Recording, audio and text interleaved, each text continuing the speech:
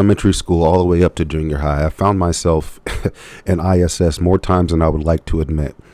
Now, there was never one singular reason that I would end up in ISS. It was always something that led up to me getting into that type of trouble. For instance, here's a perfect example: is I would yell out an answer to a question, or I'd ask the teacher and a question, interrupt her. Just little stuff that I look back on and I can realize it can be a little disruptive, right? But nothing that was at the end of the world. And so what used to happen is, okay, maybe those first or two things weren't things that I necessarily did intentionally, that was negligent.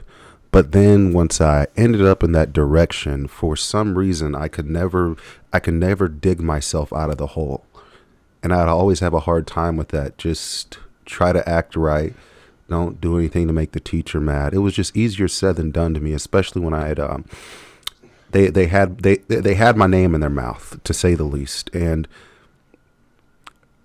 I look back at this and I realize what the problem is. I have to stop and take a look at what's going on, what I'm doing wrong, if I am doing anything wrong, or is it just something that I can't control. You can only control what you can control at the end of the day. The weather has a lot to do with how you throw, right? And some days you're just going to have bad weather. The days where the best throws are thrown, the weather's great. It's nice and sunny. It's 80 degrees outside, wind's blowing, especially when you talk about discus. Big difference when the weather is applicable for the discus. So this is definitely something that you have to take into consideration. You can only control what you can control.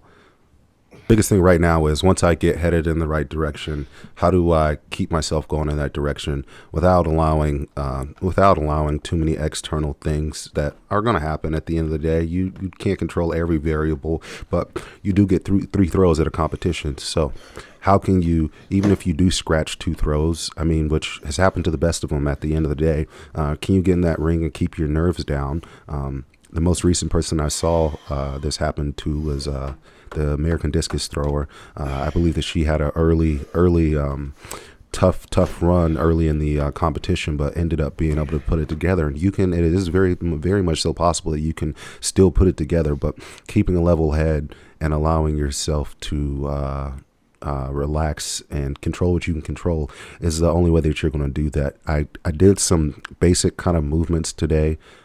I'm thinking that tomorrow I should be able to get a lot more. Done, one thing at a time. I haven't taken any throws, like I was saying. I'm gonna have to get back to that because there's something about throwing.